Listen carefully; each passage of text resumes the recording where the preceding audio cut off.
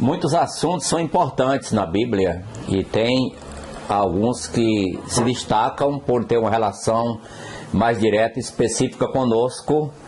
E hoje vou tratar sobre o assunto o arrebatamento da igreja. Um assunto nobre, fascinante, que gosto muito de falar sobre ele porque está nas páginas da Bíblia, do Novo Testamento, e assim pertinente a todos nós.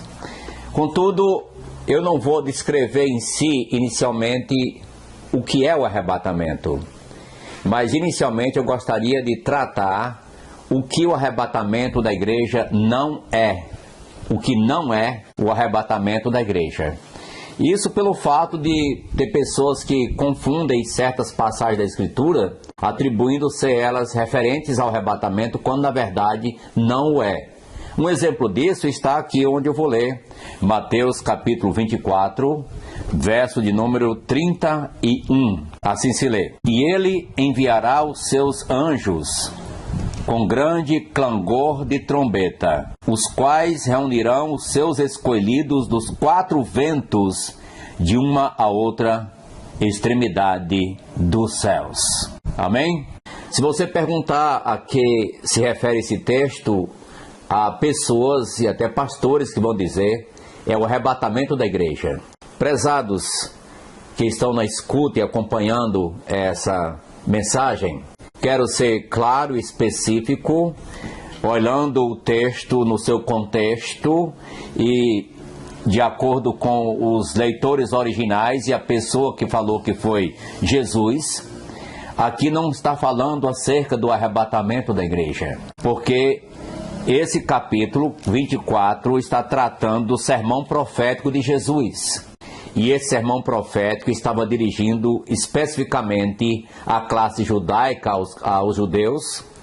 E eu quero mostrar algumas passagens que estão paralelas a isso, para poder termos uma compreensão precisa do assunto. Eu me refiro a Isaías, capítulo número 11. Isaías é um profeta messiânico, descreveu a vinda de Jesus Cristo, sua primeira vinda. Também fala posteriormente sobre a sua segunda vinda.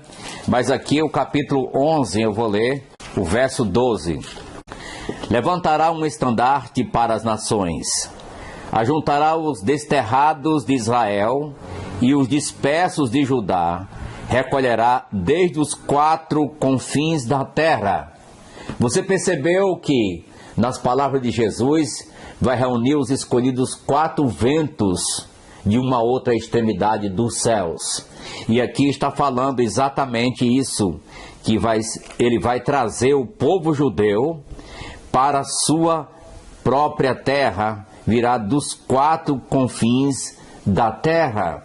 Eu quero avançar para uma outra passagem que está em Jeremias. E o contexto exatamente autoriza a falar dessa forma, por ter o analisado. Aqui disse Jeremias 16, a partir do verso 14. Você percebe que muitas vezes Deus fala no Velho Testamento, fala para o povo de Israel, diz: eu sou o Senhor que te tirei da terra do Egito, da casa da servidão. Contudo, aqui é diferente. Portanto, eis que vem dias, diz o Senhor, em que nunca mais se dirá, mas tão certo como vive o Senhor, que fez subir os filhos de Israel da terra do norte, de todas as terras, para onde os tinha lançado, pois eu os farei voltar para a sua terra, que dei a seus pais. Eis que mandarei muitos pescadores, diz o Senhor, os quais os pescarão. Depois enviarei muitos caçadores, os quais os caçarão, de sobre todos os montes, de sobre todos os outeiros, e até nas fendas das rochas. Então note como Deus está prometendo uma busca total. Até quem está nas fendas das rochas vão ser encontrados para voltar para a terra de Israel. Hoje o povo de Israel está voltando para a sua terra desde a reorganização do Estado judeu em 1948. tem vindo em massa judeu de todos os países do mundo, vamos dizer assim, de vários países do mundo. Mas chegará um dia quando virá todos na sua totalidade. Porque muitos judeus hoje estão em países primeiro mundo, países avançados, países riquíssimos, e não querem sair. Eles são pessoas de negócio, pessoas do comércio, e não querem deixar aquela nação. Mas Deus vai buscá-los com pescadores, com caçadores, e até nas fendas das rochas eles serão procurados para vir para a sua própria terra. Isso lança luz ao que Jesus disse, que os anjos vão recolher os seus escolhidos de uma outra extremidade dos céus. Em uma outra instância, nós vamos para o livro de Ezequiel. Ezequiel, capítulo número 11. Aí está esclarecendo exatamente sobre esta passagem de Mateus 24. Ezequiel capítulo 11, verso 17 em diante. Diz ainda: assim diz o Senhor Deus: hei de ajuntá-los do meio dos povos, e os recolherei das terras para onde foram lançados, e lhes darei a terra de Israel. Voltarão para ali e tirarão dela todos os seus ídolos detestáveis e todas as suas abominações. Dar-lhes-ei um só coração, espírito novo porei dentro deles. Tirarei da sua carne o coração de pedra e lhes darei coração de carne. 17 a 19 de Ezequiel, capítulo número 11. Deus diz que vai trazê-los à terra de Israel. Deus vai dar a eles um novo coração. Isso é a nova aliança que está prevista, cujo sangue já foi derramado na cruz do Calvário por nosso Senhor Jesus. Nós, como igreja, já usufruímos os benefícios do sangue da nova aliança. Para os judeus, isso é uma coisa futura. Se dará um tempo, não sabemos que distância estamos dele, mas que acontecerá um dia na sua totalidade. Deus vai tirar o coração de pedra e vai dar-lhes coração de carne, vai colocar espírito novo neles, assim diz o Senhor. Então, ele vai trazer de todas as terras para a sua própria terra. Isso é que Jesus estava falando em Mateus 24, 31. E ainda em Ezequiel, uma última passagem ainda, vamos para o capítulo 36, verso de número 24. Tomar-vos-ei de entre as nações, e vos congregarei de todos os países, e vos trarei para a vossa terra. Isso vai acontecer, isso é futuro. Deus trará todos para a sua própria terra, conforme diz Ezequiel 36, verso de número 24. Bom, você percebe então que Mateus 24, 31 não está se referindo ao arrebatamento da igreja, e sim ao ajuntamento da nação judaica, do povo judeu, na sua própria terra. No texto que nós lemos aí, vamos avançar um pouco e você vai ver que tem uma outra passagem que é mal entendida nesse contexto. O que não é o arrebatamento? Não é Mateus 24, 31, aqueles que vão ser reunidos, os escolhidos, mas está falando ali sobre o povo judeu. Em Mateus 24, 40, então 2 estarão no campo, um será tomado e deixado o outro. 2 estarão trabalhando no moinho, uma será tomada e deixada a outra. Não sei se você já ouviu, mas é comum acontecer, alguém lendo esse texto para falar sobre o arrebatamento da igreja. Isso não é arrebatamento da igreja. Essa parte aqui está falando de um outro contexto, está falando de pessoas que serão levadas para o julgamento. Aqueles que vão aqui é para ser julgado. E o contexto está falando sobre os dias de Noé, porque como foi no dia de Noé, será a vinda do Filho do Homem, e mostrou então o cenário da vinda de Jesus, e tanto esse como o verso 31, está depois de uma afirmativa de Jesus sobre a grande tribulação. Então, o verso 29, logo em seguida a tribulação daqueles dias, o sol escurecerá, a lua não dará sua claridade, as estrelas cairão do firmamento e os poderes do céu serão abalados. Então aparecerá no céu o sinal do Filho do Homem. Todos os povos da terra se lamentarão e verão o Filho do Homem vindo sobre as nuvens do céu, com poder e muita glória. E ele enviará os seus anjos com grande clangor de trombeta, os quais reunirão os seus escolhidos. Aí vem aquela parte que já falamos sobre ela.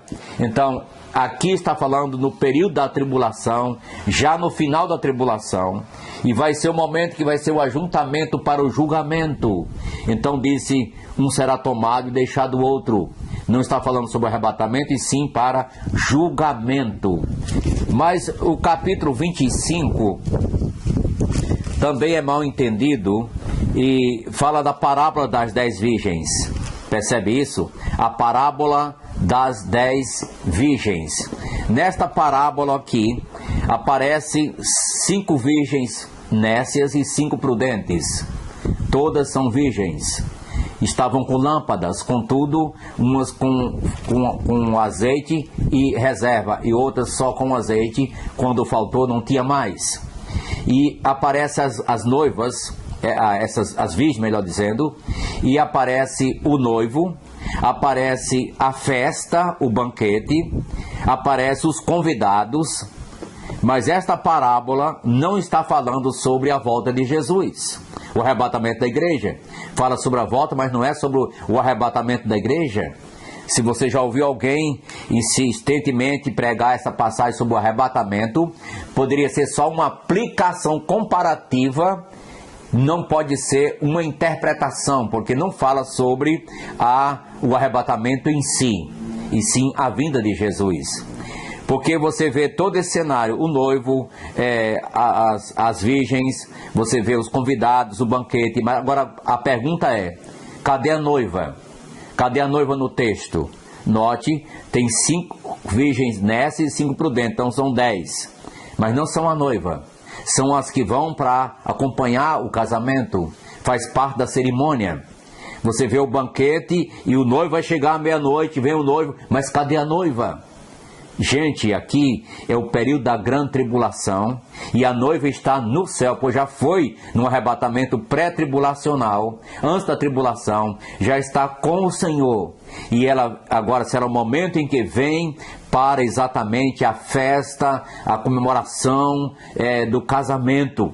Isso é o que está acontecendo. E nós podemos ver com clareza, do verso 1 ao verso 13 de Mateus 25, na parábola das 10 virgens, que fala sobre a volta de Jesus, sim, mas não o arrebatamento da igreja. Agora, eu gostaria de levar você a pensar uma coisa, finalmente. A que você está esperando? Está esperando a quem? Está esperando Jesus Cristo voltar? Ou está esperando apenas as coisas piorarem e chegar o anticristo? Nós estamos aguardando a volta de Jesus. E você, aqui está aguardando? Segunda questão, como está a sua vida hoje diante de Deus? Diante da mensagem do arrebatamento da igreja, que Jesus Cristo vem buscar os seus. Você está preparado? A vida sua no momento, no presente, está refletindo essa expectativa gloriosa de que Cristo vem e vai levar aqueles que estão nele para um momento glorioso no céu? Você está pronto para, se hoje acontecesse o chamado arrebatamento, você ir com Jesus? Pense sobre isso. Esta é a oportunidade que nossa mensagem hoje traz aos vossos corações. Reflita na volta de Jesus. E entenda que o que ele declara é realidade. Não passa uma palavra daquilo que ele diz. É só uma questão de tempo e cada um que se cuide e se prepare. Já estás pronto? Deus abençoe. Que a graça do Senhor Jesus seja abundante em tua vida e responda o seu chamado. Amém?